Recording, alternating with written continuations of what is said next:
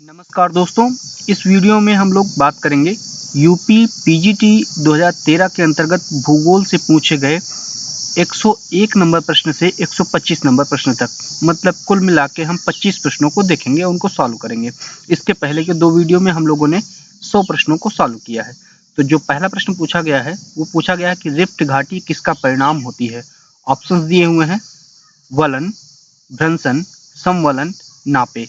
तो जो rift valley बनती है वो बनती है भ्रंशन की वजह से या फॉल्ट की वजह से। तो आपको बताते चले कि जब समानांतर भ्रंशों का जो मध्यवर्ती भाग होता है वो नीचे धंस जाता है तो उसे द्रोणी या भ्रंश घाटी कहते हैं। जर्मन भाषा में इस प्रकार जो है कि भ्रंश घाटी को ग्रेवेन कहते हैं, और वास्तव में जो बैकाल झील है और लाल सागर की जो है वो भ्रंश घाटियां हैं, ठीक है। और भारत में नर्मदा, ताप्ती तथा उत्तरी दामोदर की जो घाटियां हैं वो भ्रंश घाटियों का उदाहरण है। अगला प्रश्न जो पूछा गया है कि स्प्रूस, फर एवं चीड़ मुख्य रूप से पाए जाते हैं। ऑप्शन दिए हुए हैं विषुवतरेखीय वन, भूमध्य सागरीय वन, टैगा वन, मानसूनी वन। तो ये जो तीन दिए हुए हैं पौधे पेड़ दिए हुए हैं वो विशेषता है टैगा वन के, और टैगा वन जो होते हैं वो शीतोष्ण कोरधारी वन भी कहे जाते हैं, और ये केवल उत्तरी गोलार्ध में ही पाए जाते हैं। इनका जो विस्तार है अमेरिका तथा यूरेशिया में शीत महाद्वीपीय तथा उपध्रुवीय जो है जलवायु प्रदेशों में पाया जाता है।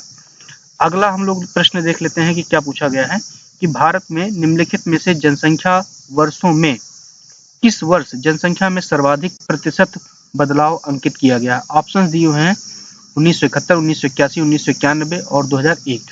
तो आपको बताते चले कि 1961 से लेके 1981 तक जो है 1961 से लेकर 1971 तक जो जनसंख्या का बढ़ोतरी हुई है प्रतिशत में सबसे अधिक दर्ज हुई है, वो लगभग में थी 24.80%। अब आपको बताते चले कि वर्ष 1921 में जो जनगणना हुई थी उसमें जो जनसंख्या की गति थी वो ऋणात्मक रही। वो कितनी थी वो आप मुझे कमेंट बॉक्स में पोस्ट करके बताइएगा। इसीलिए 1921 को जनसंख्या के इतिहास में जनसंख्या का महान विभाजक वर्ष कहा जाता है, ठीक है। अगला प्रश्न हम लोग देख लेते हैं कि भारत की सबसे पहले खोज करने वाला यात्री कौन था। Vasco D gamma, Columbus, Magellan, cook. तो वास्को डी गामा महोदय ने जो है 1498 ईस्वी में क्या है भारत की जो है खोज की थी, और वो जिस रास्ते के थ्रू आया था वो था केप ऑफ गुड होप होते हुए, ठीक है। अगला जो प्रश्न पूछा गया है कि भारत में सर्वाधिक वर्षा किस माह में होती है। ऑप्शन दिए हुए मई, जून, जुलाई, अगस्त। तो जो सर्वाधिक वर्षा है वो आपकी होती है जुलाई में, ठीक है। अगला जो प्रश्न पूछा गया है हम लोग देख लेते हैं क्या पूछा गया है कि यूरोपियन मुक्त व्यापार संघ की स्थापना कब हुई। ऑप्शन दिए हुए 3 मई 1950, 3 मई 1960, 3 मई 1963, 3 मई 1965। तो यूरोपियन मुक्त व्यापार संघ की जो स्थापना हुई थी वो हुई थी 3 मई 1960, और इसके संस्थापक सदस्यों में Austria, Finland, Iceland, Norway, Sweden, Switzerland थे। बाद में ब्रिटेन, फ्रांस और जर्मनी आदि देश इसमें जुड़े। अगला प्रश्न पूछा गया है कि ब्राजील में कहवा के बाग को क्या कहते हैं। ऑप्शन दिए हुए हैं कहवा बाग, फेजेंडा, सिल्वास, पेम्पास। तो इसे कहते हैं फेजेंडा। और आपको बताते चले कि इस जो कहवा है कहवा के उत्पादन में ब्राजील का प्रथम स्थान है, और यहाँ पे विश्व का 50% से अधिक कहवे का उत्पादन यहीं पे होता है, और यहाँ पे जो कहवे के बागान होते हैं उनको फेजेंडा कहा जाता है। अगला प्रश्न पूछा गया है कि निम्नलिखित में से कौन सी संकल्पना ब्लास से संबद्ध है। ऑप्शन दिए हुए हैं निश्चयवाद, डिटर्मिनिज्म, उसके बाद संभववाद, पॉसिबिलिज्म, नव निश्चयवाद, न्यू डिटर्मिनिज्म और प्रासंभव्यवाद मतलब प्रोबेबिलिज्म, ठीक है। ऑप्शंस दिए हुए हैं अब आपको बताना है कि कौन सी उनसे संबंधित है। तो आपको बताते चले कि जो संभववाद है उसके जनक माने जाते हैं ब्लास महोदय। अगला जो प्रश्न पूछा गया है वो हम लोग देख लेते हैं कि निम्नलिखित नदियों में से किसे अधिक प्रदूषण भार के कारण जैविक मरुस्थल कहा जाता है, समझे, बायोलॉजिकल डिजर्ट कहा जाता है। तो ऑप्शन दिए हुए हैं दामोदर, घाघरा, पेरियार, यमुना। तो दामोदर नदी को जैविक मरुस्थल कहा जाता है। अगला प्रश्न जो पूछा गया है कि समुद्री जल में सोडियम क्लोराइड का प्रतिशतांक होता है 54%, 65%, 77.8%, 10.9%। तो आपको बताते चले जो सोडियम क्लोराइड है NaCl है वो आपका पाया जाता है लगभग में 78%। तो आपको बताते चले जो चैलेंजर अभियान हुआ था 1884 में, उसमें डिटमार महोदय ने समुद्री जल में 47 प्रकार के लवणों के घुले होने की बात कही और उसके अंतर्गत जो सोडियम क्लोराइड है वो सबसे ज्यादा 77.8%, उसके बाद मैग्नीशियम क्लोराइड 10.9%, मैग्नीशियम सल्फेट 4.7%, फिर उसके बाद कैल्शियम सल्फेट 3.6%। इन चार को तो आपको याद कर लेना है क्रम से। अगला प्रश्न पूछा गया है कि शेल के रूपांतरण बनने वाली सेल कहलाती है स्लेट, संगमरमर, नाइस या उपरोक्त में से कोई नहीं। तो सेल से जो रूपांतरण होता है, मेटामॉर्फोज होता है, वो आपका होता है स्लेट में। ठीक है, शेल का जो होता है। अब अगला जो प्रश्न पूछा गया है उसको हम लोग देख लेते हैं। अगला प्रश्न पूछा गया कि सौर कलंक है सूर्य की सतह पर काले धब्बे, सूर्य के समीप काले धब्बे, सूर्य के समीप लाल धब्बे, इनमें से कोई नहीं। तो सौर कलंक सूर्य की सतह पर काले धब्बे होते हैं। तो जहां पर भी सौर कलंक होता है, धब्बे होते हैं, वे प्रदेश जहां, तो वहां पे जो तापमान होता है आसपास के जो प्रदेश होते हैं उनकी तुलना में 1500 डिग्री सेंटीग्रेड कम हो जाता है और ये कलंक सूर्य के 5 डिग्री 40 मिनट उत्तरी से लेकर दक्षिणी अक्षांश के मध्य उत्पन्न होते हैं। इसके आंतरिक काले भाग को अम्ब्रा तथा चारों ओर स्थित अपेक्षाकृत कम काले वाले भाग को पेनम्ब्रा कहलाता है। एक सौर कलंक का जीवन काल कुछ घंटे से लेकर कुछ माह तक होता है और यह लगभग 11.1 वर्ष के समयांतराल पर प्रकट होते हैं। तो अम्ब्रा क्या होता है, पेनम्ब्रा क्या होता है, आप मुझे कमेंट बॉक्स में दोबारा पोस्ट करिएगा। अगला प्रश्न पूछा गया है कि चावल किस प्रकार की जलवायु का पौधा है। ऑप्शन सी है उष्ण, शीतोष्ण, उष्ण आर्द्र, उष्ण शुष्क।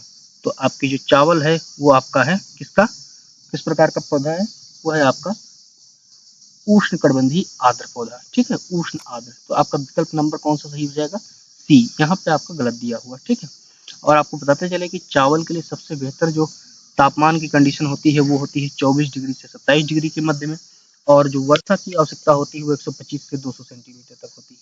अगला प्रश्न पूछा गया है कि हीराकुंड बांध किस नदी पर बनाया गया।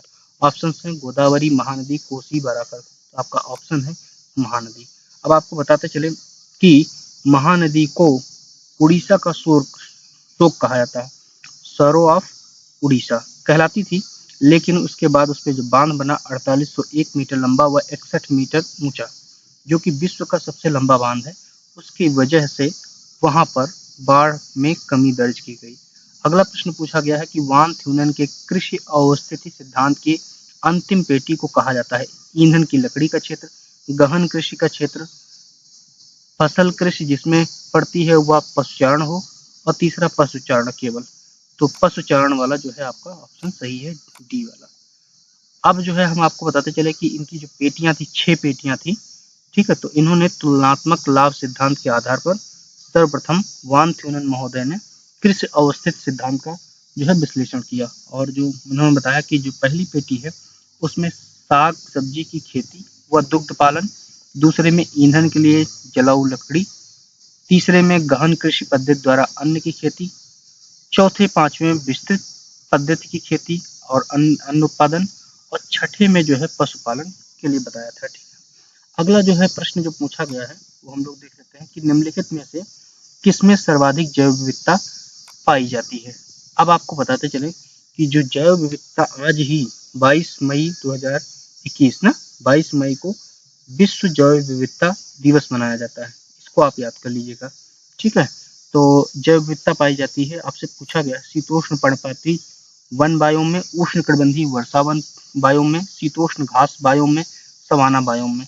तो आपको बताते हैं सबसे ज्यादा जो पाई जाती है वो आपका उष्ण कटिबंधीय वर्षावन में, या सदाबहार वर्षावन प्रदेशों में, जहां पर जो बायोम है उनके लिए अनुकूल जलवायु होती है, और अनुकूल जलवायु के लिए वहां पर उच्च तापमान और उच्च वर्षा के साथ उच्च आर्द्रता पाई जाती है, जिसके कारण वहां पर जैव विविधता जो है की दृष्टि से अनुकूलतम बायोम बनता है।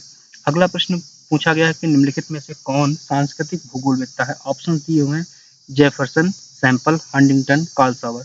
तो कार्ल सावर महोदय को सांस्कृतिक भूगोल का पिता कहा जाता है। तो कार्ल सावर महोदय 22वीं शताब्दी के अग्रणीय अमेरिकी भूगोलवेत्ता थे। उन्होंने सांस्कृतिक भूदृश्य के विकास में सांस्कृतिक समुदाय के योग द्वारा हुआ ये बताया।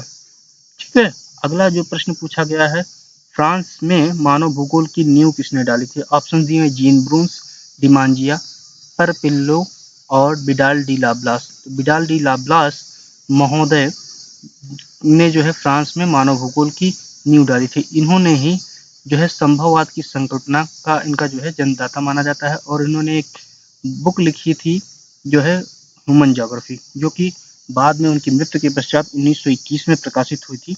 और इसको प्रकाशित करने का जो श्रेय है वो इमैनुअल मार्टोन, जो कि इनके दामाद थे, उन्हें जाता है। अब आपको बताते चले कि जो फ्रांसीसी भूगोलवेत्ता जितने भी हुए हैं वो तो या तो ब्लास के शिष्य थे या उनके शिष्यों के शिष्य थे। ब्लास ऐसी परंपरा के जो है भूगोलवेत्ता थे। ऑप्शन, अगला प्रश्न पूछा गया कि किसने कहा था वनस्पति जलवायु का सही मापदंड है? ऑप्शंस दिए हुए हैं थार्नवेट, कोपेन, स्टाम्प, ट्रिवार्था। तो कोपेन महोदय ने कहा था कि जो है आपका वेजिटेशन है वो क्लाइमेट का क्लियर इंडिकेशन है। अब आपको बताते चलें कि कोपेन जो है जर्मन के प्रसिद्ध जो है जलवायु वेत्ता थे, और 1918 में इन्होंने जलवायु वर्गीकरण प्रस्तुत किया। उसके बाद 1936 में बृहद वर्गीकरण किया, और उन्होंने जलवायु के निर्धारण में कैंडोल द्वारा विभाजन किया। किसके आधार पे? वनस्पति मंडलों के आधार पे। अगला प्रश्न पूछा गया है कि हम्बोल्ट ने अपने भौगोलिक अध्ययन में निम्नलिखित में से किसको वरीयता प्रदान की? ऑप्शन दिए हैं क्रमबद्ध भूगोल, प्रादेशिक भूगोल, भौतिक भूगोल, मानव भूगोल। तो इन्होंने दिया था क्रमबद्ध भूगोल को, और इन्होंने जो है 4 विधियां अपनाई थी अपने भौगोलिक अध्ययन में। पहला था अनुभाविक विधि, मतलब कि आपका एम्पिरिकल मेथड। दूसरा था क्रमबद्ध प्रणाली, सिस्टमेटिक। तीसरा था तुलनात्मक, कंपैरेटिव। और चौथा था मानचित्रीय या कार्टोग्राफिकल मेथड। ठीक है, अब आपने देख लिए 120 प्रश्न। अब बचे हुए हैं आपके 5 प्रश्न, उनको भी हम लोग देख लेते हैं जल्दी से। तो आपका जो 121 नंबर प्रश्न है वो पूछा गया है कि ज्योग्राफी यूनिवर्सल नामक पुस्तक के लेखक कौन है? ऑप्शंस दिए हुए हैं ब्रेंचर्ड, ब्रून्स, ब्लास, डिमांजिया। तो जो ज्योग्राफी यूनिवर्सल है ये किताब लिखी थी ब्लास महोदय ने। ठीक है, और इन्होंने और जो किताबें लिखी वो है फ्रांस का भूगोल, मानव भूगोल, पूर्वी फ्रांस का भूगोल और विश्व भूगोल। अगला प्रश्न पूछा गया है सिरक्को है ज्वालामुखी स्थानीय पवन पक्षी द्वीप। तो सिरक्को आपको मालूम है कि एक स्थानीय पवन है जो कि सहारा के मरुस्थल से इटली की ओर प्रवाहित होती है। ठीक है, और जो बालू के कण उड़ा के ले जाती है, और बालू के कण उड़ा ले जाने के साथ साथ जब वर्षा की बूंदें गिरती हैं तो वो लाल रंग की हो जाती हैं। इस प्रकार से वर्षा को जो है इटली में जो है रक्त वर्षा भी कहते हैं या ब्लड रेन कहा जाता है। अगला प्रश्न पूछा गया कि सूर्य से संचालित ऊर्जा है सूर्यातप, बिजली की ताप का अवरोधन, पृथकत्व या विकिरण। तो इसे कहलाते हैं आपको सूर्यातप या इंसुलेशन। अगला जो प्रश्न पूछा गया है कि पृथ्वी की आंतरिक संरचना निफे के निर्माण में किन तत्व की प्रधानता होती है? सिलिका। अब यहाँ पे निफे कहा गया तो एन से निकिल हो गया, तो आप निकिल मिला दीजिएगा। एफ से मतलब फेरस हो गया, मतलब कि फेरियम या फेरस जो है लोहा हो गया आपका। ठीक है, आयरन। तो ये आपका डी नंबर ऑप्शन सही हो गया। तो एडवर्ड सोएस महोदय ने पृथ्वी की आंतरिक संरचना को रासायनिक संरचना के आधार पर डिवाइड किया। उन्होंने 3 परतों में किया, सियाल, सीमा और निफे। ठीक है, तो सियाल जो है क्रस्ट हो गया, सीमा मेंटल हो गया, और निफे जो है आपका क्या हो गया? वो आपका कोर हो गया। अगला जो प्रश्न पूछा गया है कि मानचेस्टर किस उद्योग के लिए विख्यात है? सूती वस्त्र उद्योग, ऊनी वस्त्र उद्योग, लौह इस्पात उद्योग या कपास। तो मानचेस्टर आपका सूती वस्त्र उद्योग के लिए प्रसिद्ध है, जो कि ब्रिटेन में स्थित है। अब आप कमेंट बॉक्स में पोस्ट करिएगा तो ब्रिटेन किस महाद्वीप में स्थित है? अब मैं आपसे कुछ प्रश्न पूछना चाहता हूँ कि भारत का मानचेस्टर किसे कहा जाता है? अब मुझे बताइएगा। फिर उसका बताइएगा कि उत्तर भारत का मानचेस्टर किसे कहा जाता है। फिर आप बताइएगा कि दक्षिण भारत का मानचेस्टर किसे कहा जाता है। तो ये आप जो है 3 प्रश्न मैं आपको दे रहा हूँ, आप कमेंट बॉक्स में पोस्ट करिएगा, जिससे कि आपकी तैयारियां चलती रहेंगी। उम्मीद है ये वीडियो आपके लिए काफ़ी लाभदायी रहा होगा। आगामी जो भी परीक्षाएं आने वाली हैं, तो जो भी हम लोग प्रश्न पत्र सॉल्व कर रहे हैं, इन्हीं से प्रश्न बनने हैं, घुमा फिरा के प्रश्न बनने हैं। हमने आपको बहुविकल्पीय प्रश्न कैसे सॉल्व करने हैं इसका आपको तरीका बता दिया है। तो अगर आप चैनल पर नए हैं तो चैनल को सब्सक्राइब करिए, बेल आइकन दबाइए, जिससे कि आपको सभी नोटिफिकेशंस मिल सकें जो भी वीडियोस अपलोड हो रहे हैं। अगर आपने दोस्तों को शेयर नहीं किया है, चैनल का लिंक या वीडियोस नहीं शेयर किए हैं, तो उनको शेयर करिए जिससे कि उनको भी फायदा हो सके। धन्यवाद।